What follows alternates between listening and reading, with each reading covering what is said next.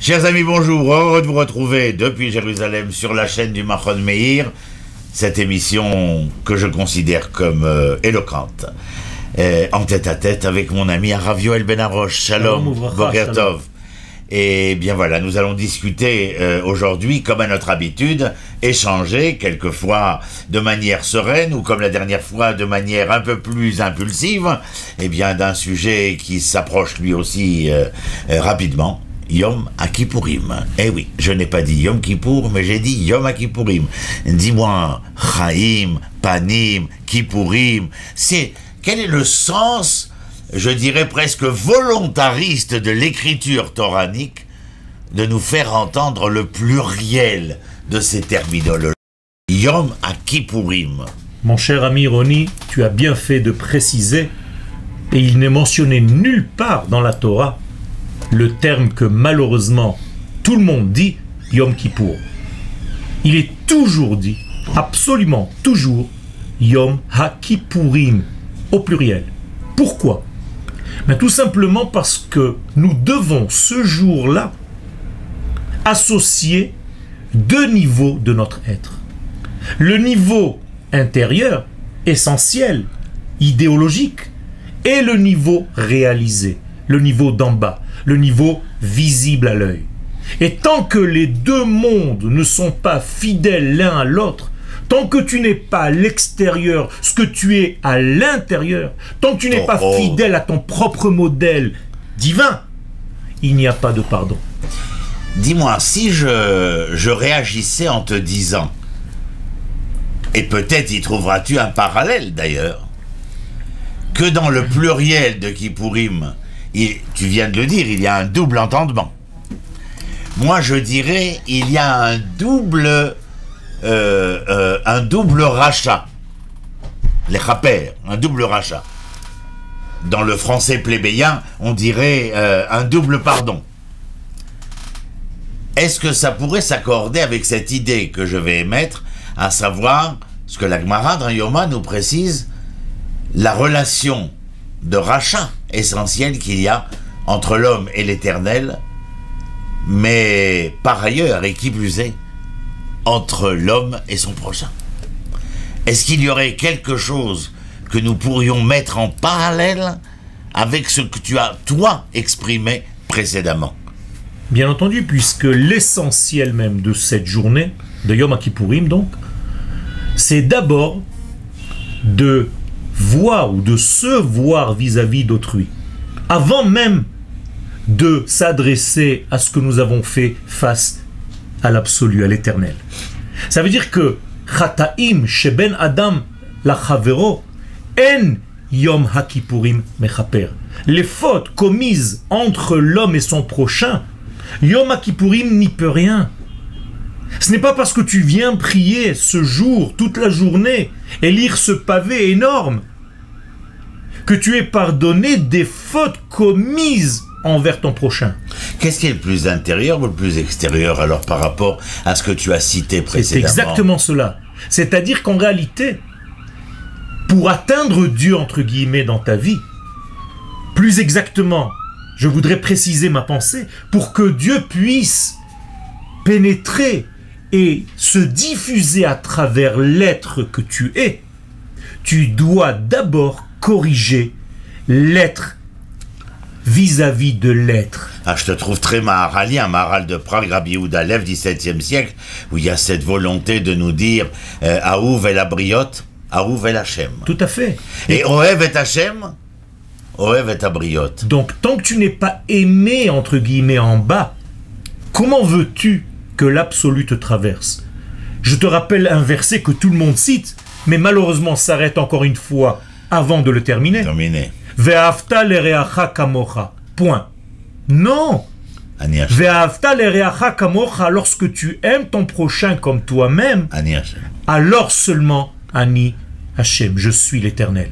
C'est-à-dire que dans la journée de Yom Kippourim, où il y a ces doubles dimensions, celle que tu as précisée et celle que j'ai présentée, il y a quand même à l'esprit de chacun doit être inscrit, gravé à la limite, je dirais, le fait qu'il y a une impossibilité totale s'il n'y a pas de notre part un respect, une reconnaissance et une acceptation de la création comme de la créature, de pouvoir un tant soit peu être, comment dire, une voix entendue auprès de l'Éternel. Je dirais très simplement que l'Éternel se diffuse dans notre monde qu'à travers les êtres que nous sommes. C'est ce qui nous différencie. Moi, je suis compliqué, toi, tu es simple. C'est pour ça que... Et si, malheureusement, les êtres que nous sommes ne forment pas, ne tissent pas un tissu social sain, eh bien, l'éternité ne peut pas traverser ce tissu. Et c'est la raison, alors, pour laquelle, durant toute la journée de ce Yom Kippourim, certains pourraient dire de manière redondante, mais c'est surtout récurrent pendant toute la journée. Toute la journée. Elle ne fait que ça. Les 13 attributs de l'Éternel. Tout à fait. Du début à la fin. Lorsque nous parlons des attributs de l'Éternel, qui rejoignent totalement ce que nous avons dit, que les choses soient claires, les 13 attributs veulent, du fait de leur récurrence, nous faire entendre quelque chose de très fort. Bien, tout simplement, d'imiter ces attributs divins et de les appliquer dans notre vie. Et c'est pour ça que les sages nous disent, comment est-ce que tu peux te rapprocher de Dieu? Eh bien, tout simplement, vis selon ces critères de Dieu. S'il est Rahum, s'il est miséricordieux, toi aussi deviens quelqu'un de bon. S'il est Rahum, s'il sait pardonner, toi aussi sache pardonner. En disant imiter, tu m'as tout de suite interpellé parce que c'est incroyable comment la chrétienté s'est servie de cette notion d'attribut. On appelle ça l'imatéodéi, c'est-à-dire vraiment essayer d'imiter Dieu. Or, moi, ça me dérangeait toujours un peu le mot d'imiter, mais je dirais de pouvoir être. Parce qu'en fin de compte, la question qui s'est posée chez le Rambam, dans le Moreh Nevuchim, et chez nombre de nos sages philosophiques, eh bien, c'est la connaissance de Dieu. Or, dans ce jour qui est Shabbat, Shabbaton, Yom Kippourim, où il y a une rencontre dialogale, en fin de compte, entre l'Éternel et les enfants d'Israël, il y a un ressenti chez nous, qui est d'être, du fait du jeûne, du fait des vêtements que l'on porte, eh bien, d'être au plus près dans l'année de celui avec qui nous discutons.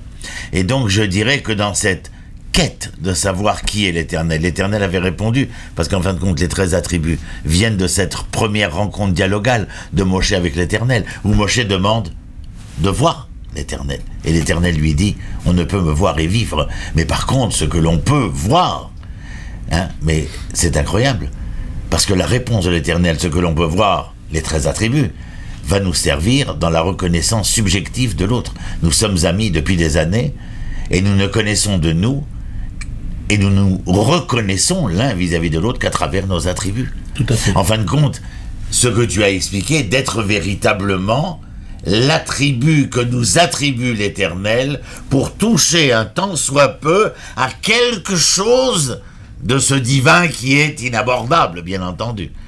Mais donc là, la résolution, elle se fait ici et maintenant. Tout à fait. Dans l'immanence du temps. Et la prise de conscience que nous sommes, encore une fois, une nation, et non pas des individus séparés qui appliquons la Torah et les mitzvot. Il faut, dans ce jour où chacun a l'impression qu'il est seul Tout à fait. devant le tribunal. Exactement. C'est de cela que je veux parler. Il faut sortir de cette Je te donne la parole. Sortir de cette vision erronée où je me couvre avec mon talit et j'ai l'impression que je suis seul face à l'Éternel. Non. Tu es maintenant inclus dans ta nation tout entière et c'est toute cette nation et toi à l'intérieur qui te présente, qui vous présentez devant l'éternité. La collectivité est plus rédemptrice que l'individualité. Mais toutes les fautes, c'est sortir du collectif pour vivre seul dans l'individualité. Et la correction de toutes les fautes, c'est de réintégrer le tout. Le processus que nous vivons aujourd'hui, même alors que le temple n'est pas encore reconstruit, et que les sacrifices ne sont pas réalisables, la dimension qui se déroule sous nos yeux, cette assemblée qui, pas à pas, s'approche de près de 7 millions de juifs aujourd'hui. C'est le plus grand des miracles. C'est la rédemption d'Israël. D'ailleurs, va voir le Rambam, dans les Ilchot Melachim, il ne parle pas de Géoula, si ce n'est qu'en ces termes-là seulement, le jour où le peuple d'Israël reviendra sur sa terre. Voilà la Géoula. Mes chers amis, je crois que les propos furent éloquents. Et nous avons bien entendu d'autres choses à nous dire. L'émission se continuera sur la chaîne du Machon Meir depuis Jérusalem. Je remercie le Rav Yoel Ben Arosh. Je vous remercie d'avoir été avec nous. Et cette fois, je vous dirai Gmar Hatima Tova, c'est-à-dire que vous soyez inscrits sur le livre de la vie, en tout cas pour l'année à venir, et de la meilleure des manières qui soit, afin que nous puissions ensemble, eh bien, non seulement construire, mais reconstruire ce monde en harmonie auquel le projet divin inspire. Shalom, shalom. Écrire et signer.